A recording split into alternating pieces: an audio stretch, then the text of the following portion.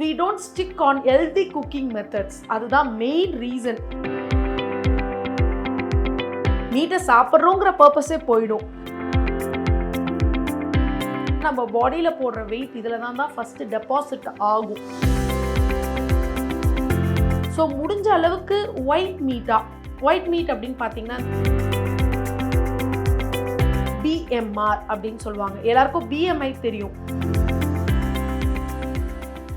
Morning நேரத்தில் பழைய சாதம் சாப்பிட்றது நல்லது, அதனால உங்களுக்கு அடுத்து பசி எடுக்காது அண்ட் வெயிட் கம்மி பண்ண இது உதவும்னு நிறைய பேர் சொல்லிட்டு இருக்காங்க. இது ரைட்டா மேம்? ஸோ இந்த பழைய சாதம் அப்படிங்கிறது பார்த்தீங்கன்னா ஃபர்மெண்டட் ரைஸ். இந்த fermented rice over night soak பண்ணி அதில் வந்து கொஞ்சமாக ரைஸ் போட்டு தண்ணி விட்டு அடுத்த நாள் சாப்பிடும் போது அந்த பழைய சார சோறு அப்படின்னு அந்த காலத்தில் சாப்பிட்டுட்டு இருந்தாங்க. எந்த ஒரு விஷயத்த பண்ணுறதுனால மட்டும் வெயிட் லாஸ் கண்டிப்பாக இருக்காது. ஸோ இப்போ நிறைய பேர் நினச்சிக்கிறாங்க மார்னிங் ஏதாவது ஒரு ட்ரிங்க் குடித்தா நான் வெயிட் லூஸ் பண்ணிவிடுவேன். ஸோ வெயிட் லாஸ் அப்படிங்கிறது பார்த்திங்கன்னா it's a combination of things together தான். ஓவரால் ஒரு டேயில் நீங்கள் வந்து கம்பைண்டாக எவ்வளோ ஒரு ஹெல்த்தியாக சாப்பிட்றீங்க அப்படிங்கிறத பொறுத்து தான் வெயிட் லாஸ் இருக்கும். ஆனால் இந்த பழைய சாதம் வந்து பார்த்திங்கன்னா when you soak it அந்த ஓவர் நைட் ஃபர்மெண்ட் ஆகும்போது ப்ரோபயோட்டிக்ஸாக அது மாறுது. ஸோ இந்த ப்ரோபயோட்டிக்ஸ் வந்து பார்த்திங்கன்னா உங்களோட கட் ஹெல்த்துக்கு ஹெல்ப் பண்ணும். இப்போ வந்து உங்களோட டைஜஷனுக்கு, உங்களோட கட்டுக்கு வந்து ஸ்மால் இன்டெஸ்டைன், லார்ஜ் இன்டெஸ்டைன் இது எல்லாத்துக்குமே வந்து ப்ரோபயோட்டிக்ஸ் வந்து ரொம்ப ஹெல்த்தியாக அதை ஆக்கும். ஸோ அதுக்கு தான் வந்து இது ரொம்ப இம்பார்ட்டன்ட். ஸோ ஓவர் நைட் அந்த சோக் பண்ணி அந்த வாட்டரை நீங்கள் குடிக்கும் போது ஆல் த்ரூ த டே உங்களோட டைஜஷனுக்கு, உங்களோட கட் சென்சிட்டிவிட்டி இது எல்லாத்துக்கும் கண்டிப்பாக ஹெல்ப் பண்ணும். ப்ரொவைடட் அதுலேயும் வந்து பார்த்திங்கன்னா மெடிக்கல் கண்டிஷன்ஸ் இருக்குது. ஸோ ஒரு டயபெட்டிக் பேஷண்ட்டாக இருக்காங்க அப்படின்னா அவங்க அதில் இருக்க ரைஸோடு சேர்த்து ஃபஸ்ட்டு டே மார்னிங் வந்து ஃபஸ்ட்டு மீல் ஆஃப் த டே அவங்க அதை சாப்பிடக்கூடாது. பட் அந்த தண்ணியை குடிக்கிறது இஃப் யூ ஆஸ்க் மீ ஹெல்தியா அப்படின்னா டெஃபினட்டாக ஹெல்தி. வித் அட்வைஸ் அதை கண்டிப்பாக நம்ம கடைப்பிடிக்க ஆரம்பிக்கலாம். Okay ma'am. இப்போ இந்த தண்ணி மட்டும் நம்ம எடுத்துக்கிட்டோம் அப்படின்னாலுமே நமக்கு நல்லது இருக்கும்? கண்டிப்பாக நல்லது. பிகாஸ் அது ப்ரோபயோட்டிக்ஸாக மாறிடும். So when you do that அதோட சேர்த்து கொஞ்சமாக கர்ட் கொஞ்சமாக மிக்ஸ் பண்ணி ஒரு ட்ரிங்காக குடிக்கிறீங்க அப்படின்னா அது it's a very good cut friendly diet health drink. Okay ma'am. இப்போ இதே மாதிரி தான் இன்னொரு விஷயம் பார்த்தோன்னா வெஜிடேரியன் அண்ட் வீகனிசம்ன்ற ஒரு விஷயம் இருக்குது. நம்ம நான்வெஜ்ஜை ஃபுல்லாக அவாய்ட் பண்ணிவிட்டு ஒரு வெஜிடேரியனாக இருக்கிறது, அந்த வெஜிடபிள்ஸ் மட்டுமே நிறைய சாப்பிட்றது, வெஜிடபிள் அண்ட் ஃப்ரூட்ஸ். அண்ட் வீகனிசம்னு பார்த்தோன்னா மில்க் ப்ராடக்ட்ஸையும் அவாய்ட் பண்ணிடுறாங்க. இது எல்லாமே நமக்கு பேலன்ஸ்டான டயட்டாக கொடுக்குமா நம்ம சாப்பிடும்போது? ஃபஸ்ட்டு வெஜிடேரியன் பற்றி பேசுவோம். வெஜிடேரியனாக இருக்காங்க அப்படிங்கும் போது definitely they should pick a good source of protein. Nonvegetarian vegetarian இது ரெண்டுத்துக்குமே வந்து பார்த்திங்கன்னா டெஃபினெட்லி நான்வெஜிடேரியன் சாப்பிட்றவங்க எல்லாருமே வந்து they are not going to be அன்ஹெல்தியாக சாப்பிட்றாங்கங்கிறது கிடையாது. அட் த சேம் டைம் வெஜிடேரியனாக இருக்காங்க அவங்க எல்லாமே ஹெல்தியாக சாப்பிட்றாங்கங்கிறதும் கிடையாது. It's basically how you manage well, how you manage your food அப்படிங்கிறத பொறுத்து தான் இருக்குது. ஸோ இப்போ வந்து வெஜிடேரியன் ஃபுட்டை பார்த்திங்கன்னா நிறையா ப்ரோட்டீன் பேஸ்டாக பிளான்ட் சோர்ஸ் பண்ணி லென்டில்ஸ், இந்த சன்னா வெரைட்டிஸ் நிறையா வந்து ப்ரோட்டீன் இப்போ வந்து வேகனாக இல்லாமல் வெறும் வெஜிடேரியனாக இருக்காங்க அப்படின்னா அவங்களுக்கு கர்ட்லேருந்து இந்த சன்னா வெரைட்டி இந்த மாதிரி இது எல்லாத்துலேருந்தும் ப்ரோட்டீன் வந்து அவைலபிலிட்டி இருக்கும். ஸோ அதே சமயத்தில் ஏன் வந்து நான் வெஜிடேரியனாக இருக்கிறத விட வெஜிடேரியனாக இருக்கிறது பெட்டர் அப்படிங்கிற நவ டேஸ் அந்த ப்ராக்டிஸ் வருதுன்னு பார்த்தீங்கன்னா basically when you ten to eat non veg we don't stick on healthy cooking methods. அதுதான் மெயின் ரீசன். இப்போ வந்து நீங்கள் as a nutritionist என்னையே கேட்டிங்கன்னா wherever possible I'm asking my clients to stick on to vegetarian food because நான்வெஜ்ஜாக கொடுக்கும் போது நிறையா fried ஃபுட்ஸாக மாறுது, நிறையா அன்ஹெல்தி ஈட்டிங்காக மாறுது. இப்போ நான்வெஜ் கிரேவிங் இருக்கிறதுனால you ten to eat out நிறையா. ஸோ அந்த ஒரு குக்கிங் மெத்தட் ஒரு மீட்டை வந்து எக்ஸசிவாக ஃப்ரை பண்ணி எக்ஸசிவாக ஆயில் போட்டு ஸ்பைஸ் இது பண்ணி ஆட் பண்ணி பண்ணும்போது எக்ஸஸாக குக் பண்ணும்போது ஃபர்ஸ்ட் ஆஃப் ஆல் மீட்டில் இருக்க ப்ரோட்டீன் பிரேக் ஆகிடும். மீட்டை சாப்பிட்றோங்கிற பர்பஸே போயிடும்.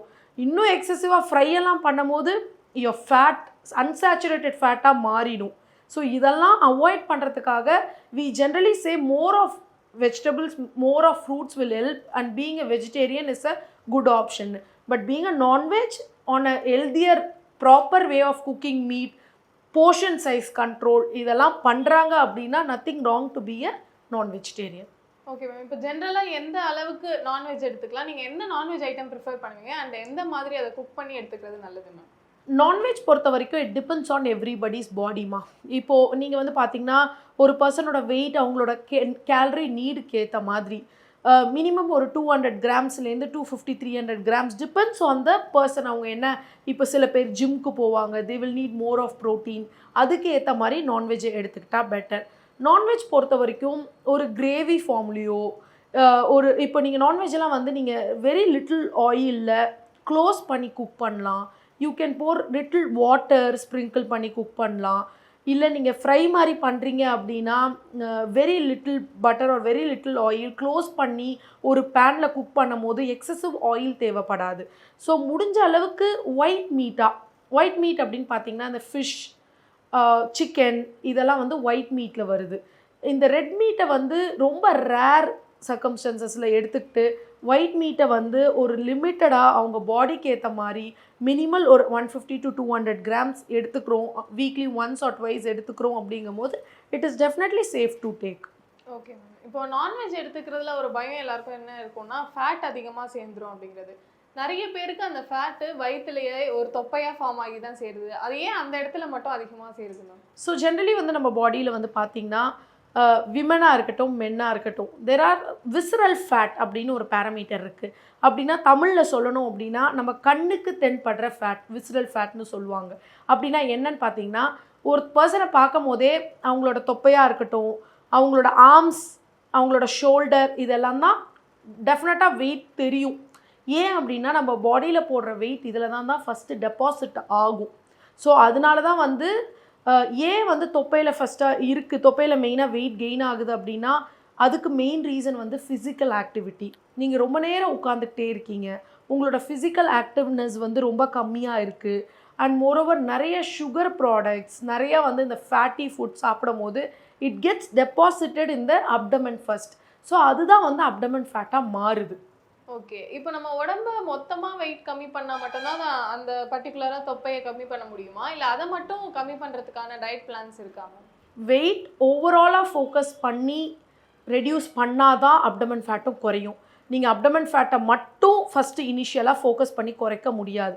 பட் ஒன்ஸ் நீங்கள் ஒரு ஹெல்தி டயட் எடுக்கிறீங்க, உங்களோட அப்டமனில் வந்து என்ன ஆகும் அப்படின்னு பார்த்தீங்கன்னா சில பேருக்கு நீங்கள் டயட்டில் இருக்கும் போது உங்களோட மசில் மாஸ் எல்லாமே டோனப் ஆகும், பாடியில் லூஸ் ஆக ஆரம்பிக்கும். ஸோ எங்கே போய் ஒரு லூஸாக ஃப்ளாபியாக போய் ஃபேட் டெபாசிட் ஆகலாம் அப்படிங்கிற ஸ்டேஜில் அப்டமனில் டெபாசிட் ஆகும். ஸோ ஃபஸ்ட்டு வந்து வெயிட் ஓவரால் ப்ராசஸை ஃபோக்கஸ் பண்ணி நம்ம ரெடியூஸ் பண்ணிட்டதுக்கப்புறம் அப்டமனை மட்டும் குறைக்கணும் அப்படின்னா டெஃபினட்டாக ஒரு minimal physical activity along with a good diet தேவை. அதை பண்ணும் போது அப்டமன் ஃபேட்டும் குறையும்.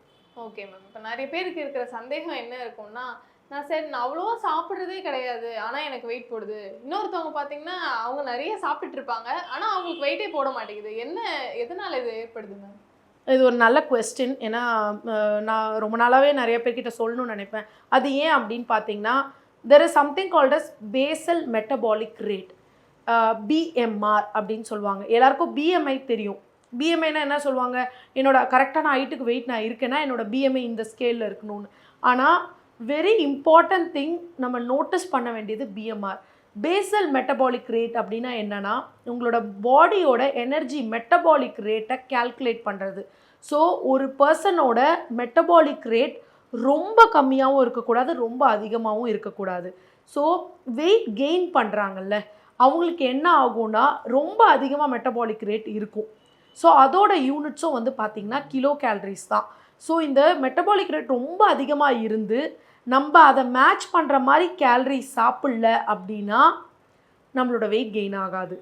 ஸோ இந்த மெட்டபாலிக் ரேட் ரொம்ப கம்மியாக இருந்து அந்த கம்மியாக இருக்கிற அளவுக்கு நம்மளால் கேலரி சாப்பிட முடியலன்னா வெயிட் லூஸ் ஆகாது. இதுதான் கான்செப்ட்.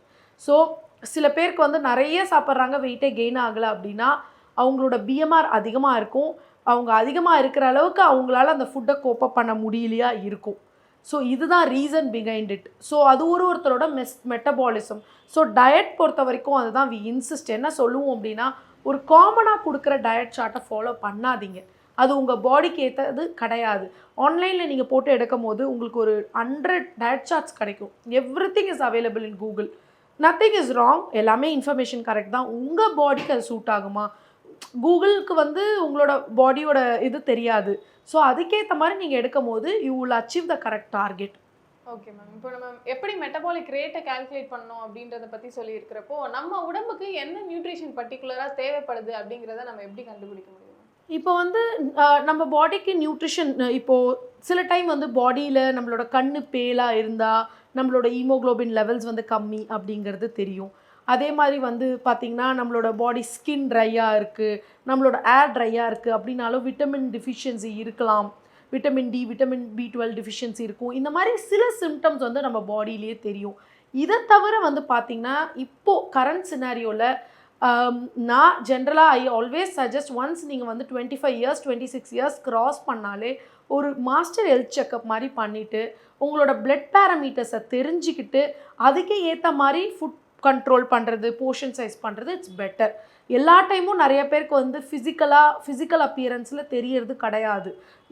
ஹீமோகுளோபின்லாம் வந்து பார்த்திங்கன்னா அயன் டிஃபிஷியன்ஸில் ஈஸியாக தெரியும். கண்ணு பேலாக இருக்கும், ரொம்ப டயர்ட்னஸ் இருக்கும், இந்த மாதிரி சிலது இருக்கும். பட் ஆனால் நிறைய டிஃபிஷியன்சி தெரியவே தெரியாது.